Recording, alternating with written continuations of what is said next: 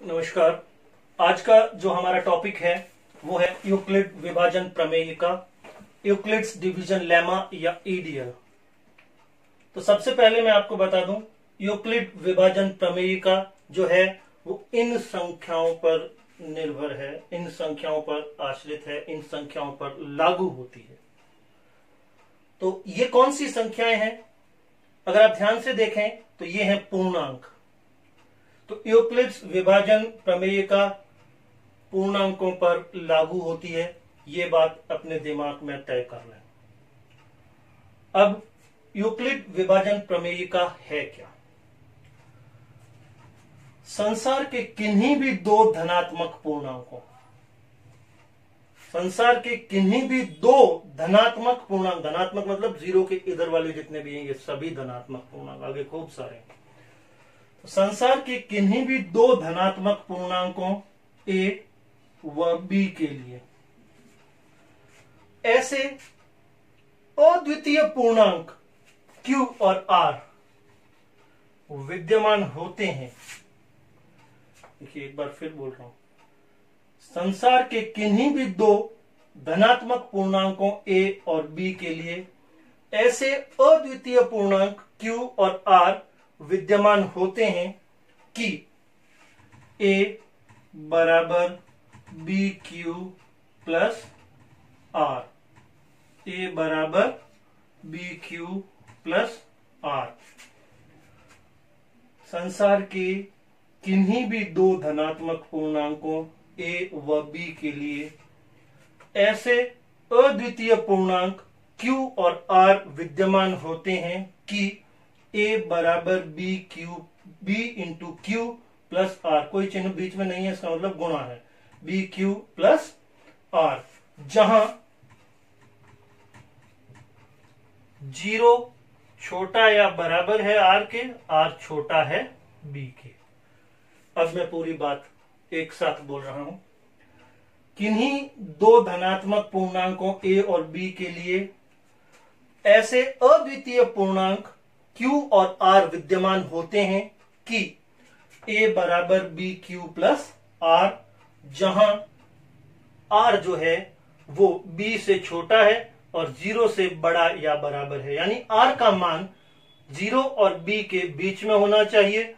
0 के बराबर हो सकता है और लेकिन b से तो छोटा ही होना चाहिए।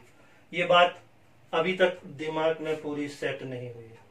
स्टेटमेंट मैंने 2 बार बोला है, 3 बार बोला है, एक बार फिर बोल रहा हूं, उसके बाद इसको दिमाग में सेट करने की कोशिश करेंगे। ध्यान से सुन लीजिए, संसार के किन्हीं भी दो धनात्मक पूर्णांकों a और b के लिए, धनात्मक पूर्णांक प्लस वाले, संसार के किन्हीं दो धनात्मक पूर्णांकों के लिए ऐसे अद्वितीय पूर्णांक q और r, अद्वितीय का मतलब q और r का जो आंसर आएगा वो यूनिक होगा, अद्वितीय होगा। इसका एक मतलब जो भी आंसर आएगा वो फिक्स आंसर होगा, उसके अलावा दूसरा आंसर नहीं हो सकता। चाहे मैं ज्ञात करके रखूं, चाहे आप ज्ञात करो, चाहे दूसरा कोई ज्ञात करेगा, जो q और r का आंसर होगा a और b फिक्स, जो a और b के लिए जो फिक्स q और r आएंगे वो आंसर फिक्स होगा, वो सभी के लिए वही आंसर होगा।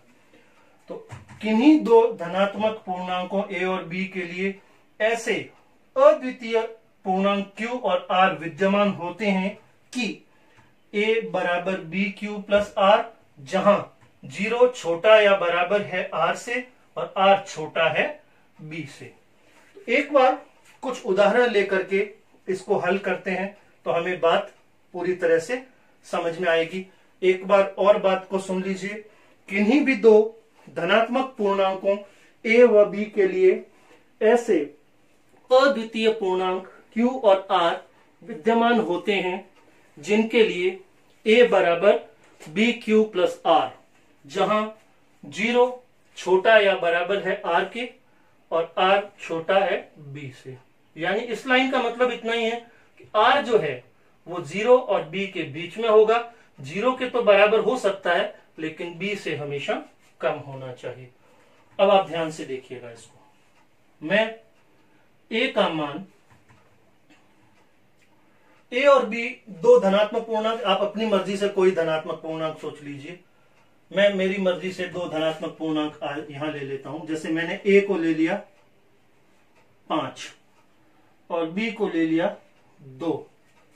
तो Q और R क्या आएंगे ये मुझे ज्ञात करने हैं, फाइंड करने हैं, ताकि ये बात जो यहां से लगाकर यहां तक है ये पूरी लागू हो जाए। तो A बराबर 5, ए की जगह 5, बी की जगह 2, Q और R मुझे ढूंढ के निकालने हैं। तो 2 इंटू 2 4 प्लस 1 5, 5 के बराबर आ गया। तो Q आ गया 2 और R आ गया 1। यहां 1 देखिए जो R है वो B से छोटा है, R जो है वो B से छोटा है, बिल्कुल सही है। तो Q आ गया, Q का मान आ गया 2 और R का मान आ गया 1। इस तरह से हम बड़ी आसानी से ढूंढ सकते हैं। हाँ, कभी ये हो सकता है हमसे, हम B 2 है, Q को 1 ले लें, 2 एकम 2 और R को 3 ले लें। अगर ऐसा करते हैं तो 2 इंटू 1 2 प्लस 3 5 तो हो जाएगा बिल्कुल से। लेकिन जो R है, R B से छोटा होना चाहिए। तो हमारा जो R है वो B से छोटा नहीं है, हमारा R 3 है और B 2 है। तो जो हमारा R है 3 वो B से 2 से छोटा नहीं है, इसलिए ये जो उत्तर है ये उत्तर गलत है। सही उत्तर वही है जो हमने पहले लिखा था, Q की जगह 2 और R की जगह 1। इसके अलावा दूसरा कोई उत्तर सही नहीं हो सकता। कोई और उत्तर ढूंढेगा तो वो निश्चित रूप से गलत होगा। इस शर्त को पालना करने वाला वो उत्तर नहीं होगा। तो इस शर्त को ध्यान में रखते हुए यहां अपन Q और R ज्ञात करेंगे तो बड़ी आसानी से हो जाएगा। थोड़ी बड़ी संख्याएं लेते हैं। तो A 18 और B ले लेता हूं 3। A लिया 18, B लिया 3। Q और R हमको ज्ञात करना है। 3 एकम 3, 3 दो 6, 3 छंग 18 प्लस 0, 18 हो गया। और जो हमारा R है वो B से छोटा होना चाहिए, B से छोटा है। और R जो है B से छोटा है और R 0 से बड़ा होना चाहिए या बराबर भी हो सकता है। इस बार 0 के बराबर है, चलेगा। एक और उदाहरण ले लेते हैं। 235 A है और 13 B है, थोड़ा बड़ा हो गया। इसके लिए Q और R ज्ञात करने हैं। अब देखिए, जब इस तरह से थोड़ा बड़ा हो जाए तो उसका भी इलाज है। ये A 235, इसमें आप B का भाग लगा दीजिए 13, 13 एकम 13,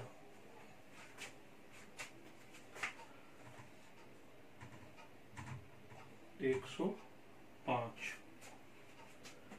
13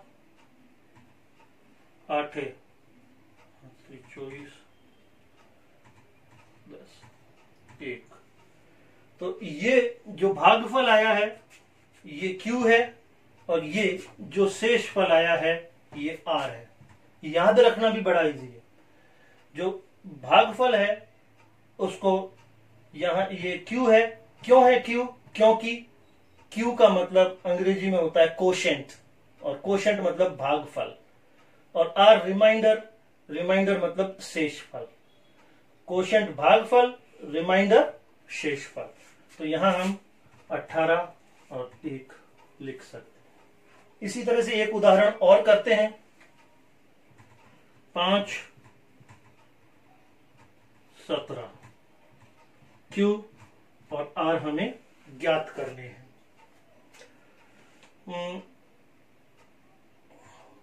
अब कैसे होगा? 17 एकम करते ही 17 हो जाता है, आगे निकल जाता है, तो फिर गड़बड़ हो जाएगी। तो 17 को यहां 0 से गुणा करते हैं। 17 इंटू 0, 0 प्लस 5, 5 हो गया। यहां भी देखिए जो r है वो b से छोटा है और r 0 से बड़ा या बराबर होना चाहिए, तो 0 से बड़ा है, बिल्कुल ठीक। इस तरह से हम कुछ और उदाहरण करेंगे तो बिल्कुल मजबूत हो जाएंगे। अपना रफ कार्य हम मिटा देते हैं।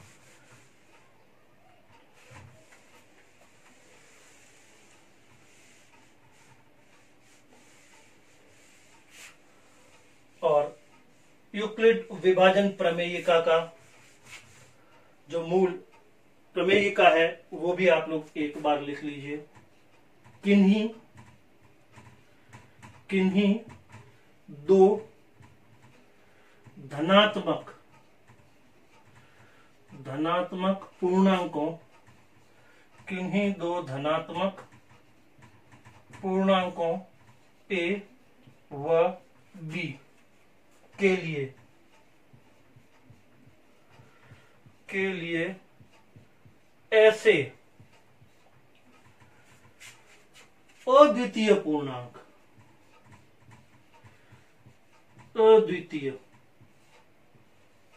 अद्वितीय का मतलब, फिर से ये जो हमारे आंसर आए हैं, चाहे किसी भी स्थिति में आंसर आए हैं, आंसर यही आएंगे, इसके अलावा अन्य कोई आंसर नहीं आ सकता। इसलिए इन उत्तरों को या Q और R के मान को हम लोगों ने अद्वितीय कहा है। अद्वितीय उत्तर होगा।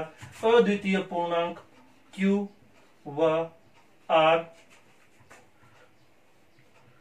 होते हैं, विद्यमान होते हैं। Q और R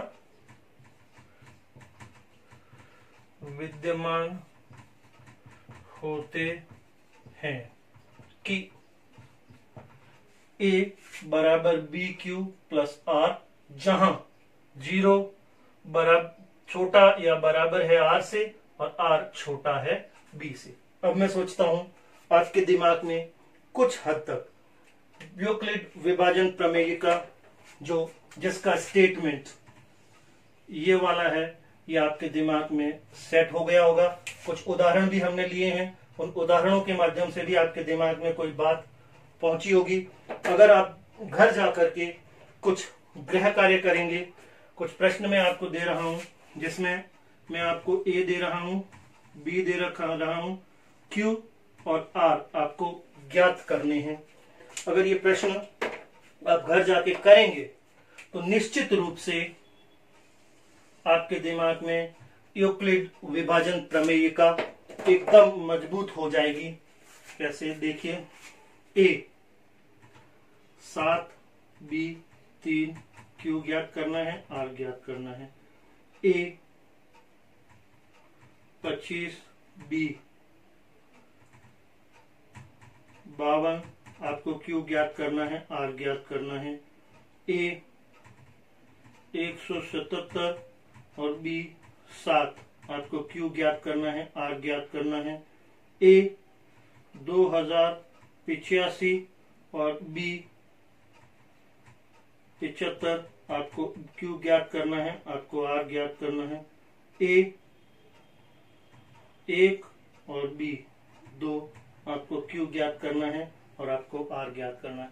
अगर ये प्रश्न आप आज होमवर्क के रूप में अपने करते हैं तो आपके लिए यूक्लिड विभाजन प्रमेयिका अच्छी तरीके से समझ में आ जाएगी और इस प्रमेयिका के उपयोग करके आगे हम कुछ और समस्याओं का समाधान भी करेंगे।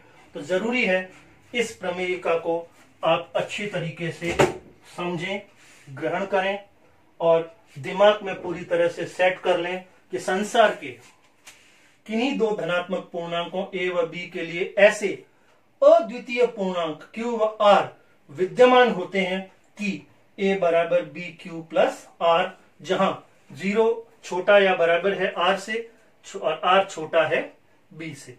इस बात को अपने दिमाग में पूरी तरह से सेट करें क्योंकि आगे चलकर इसके अनुप्रयोग के रूप में हमें कुछ प्रश्न हल करने पड़ेंगे। इस विभाजन अनुप्रमेयिका का यूज करना पड़ेगा कुछ सवालों को हल करने के लिए। धन्यवाद।